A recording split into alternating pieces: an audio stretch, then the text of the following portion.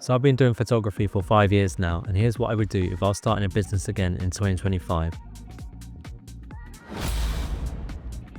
In this video, we're going to cover why camera gear matters, building a portfolio, marketing, pricing your services, building a client base, common mistakes to avoid, registering your business, and investing in growth. Okay, number one, gear matters, and it really honestly does. So if you was to buy an entry-level camera and you're trying to take event photography in low light conditions, a professional camera body, which costs around about £1,000 minimum, versus something which is entry-level, £500, which comes with a camera lens, the more expensive camera is going to perform better in the low light conditions. That will get you more bookings with the more expensive camera, because people look at that and say, right, okay, that's the type of photos I want to cover my event. Whereas if you went with the entry-level camera, the performance will be not great in low light, and for example, the sensor is totally different as well. Something that people don't talk about is ISO sensors are different, that the specification is different from one camera to the other when you're talking about the sensitivity. So ISO 1000 from a budget camera to an expensive one are totally different. The performance is different, and that's what I'm saying here. Camera gear really matters, and if you're looking to get into event photography, definitely look at getting a decent camera. Okay, number two, build a portfolio.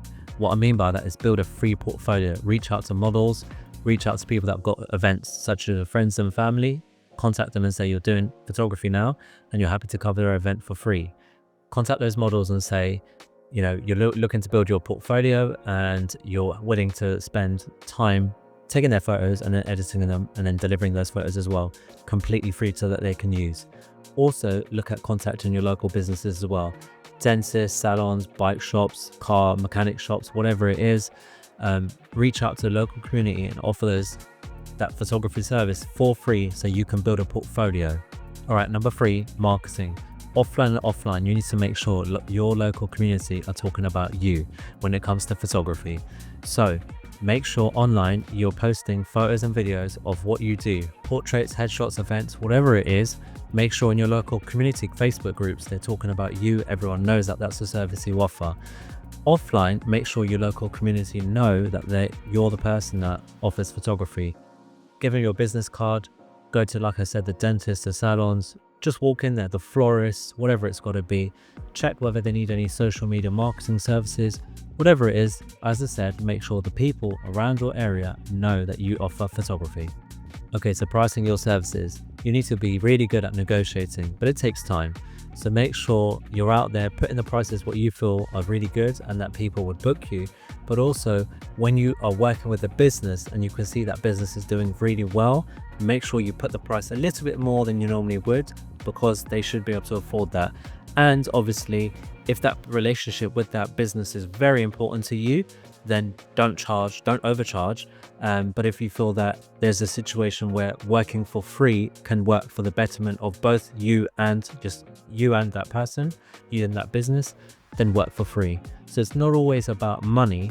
You've got to be good at negotiating and identifying where to price your services and who to price them at. Okay, so building a client base. What you need to do is get really good at networking with photographers, because what happens here in your local community, that there are people out there that are photographers. If you network with them and you start building a mutual friendship and you start going out on photography walks, you enter photography competitions, whatever it is, as long as you find those people, they're your crew, and those people are going to offer you jobs that they might not be able to do. Same as if you can't do a particular job, you can pass that photography booking over to them. And that's how you build a client base, is that you work together in your local community to share, refer, affiliate with people that are, in a similar industry as you, and that would always work. Okay, so common mistakes to avoid is don't buy gear that you don't need. You're going to find trends on TikTok, Instagram, whatever it is, and they're all going to be out there trying to sell you this prism and you can do this and that. Don't do it.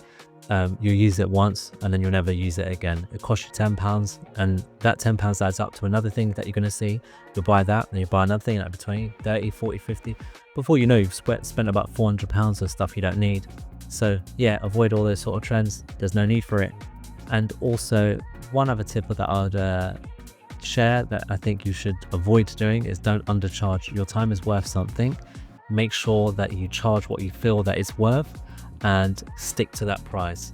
Obviously, if you're not getting any bookings, and you've got a portfolio and you feel that the client base is not appreciating the value, lower your price there, because I feel that the community, the customers dictate what they think your worth is. So you might value your time and your photos really well, but if that's not what the community are dictating by booking you, and you're missing out on sales versus other photographers, then lower your price a little bit, but don't undercharge whatever happens. Okay, so make sure you're registered as a business when you are starting to get a lot of bookings. If you need to register with corporation tax or VAT or whatever it is, just do it. It makes life a lot easier for you and your customers. It provides a lot of confidence to your customers as well.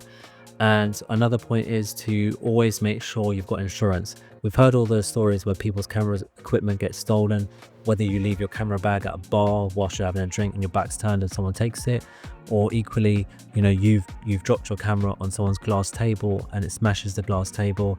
You've got to pay for that. So by having insurance, you can make sure you're covered in all areas. Okay, so investing in growth. Do this constantly, whether it's upgrading your equipment and then selling your old equipment, attending workshops, photography walks, or things that you're doing here right now. You're watching my video because you want to learn. So always invest in your growth, in your business growth. It's something that will really help your business out. And what I've seen over my time as investing constantly in my business is that, yes, I keep getting better and better. It allows me to charge more and more. It allows me to work with different sort of clientele that I want to work with, that I couldn't work with before when I wasn't investing in my camera gear. I wasn't investing in education for this, business. But now that I do, I get to work with people that I really want to work with. So make sure you're doing it as well. It really helps you out. So those were my 8 tips to starting a photography business. I hope you found this video really useful. For me, I found it useful to be able to share with you of how to start a photography business. But if there's anything that you would like to see in a future video, be sure to just drop a comment and I will definitely look at making that video for you. Thank you so much for watching, and I'll catch you guys in the next one.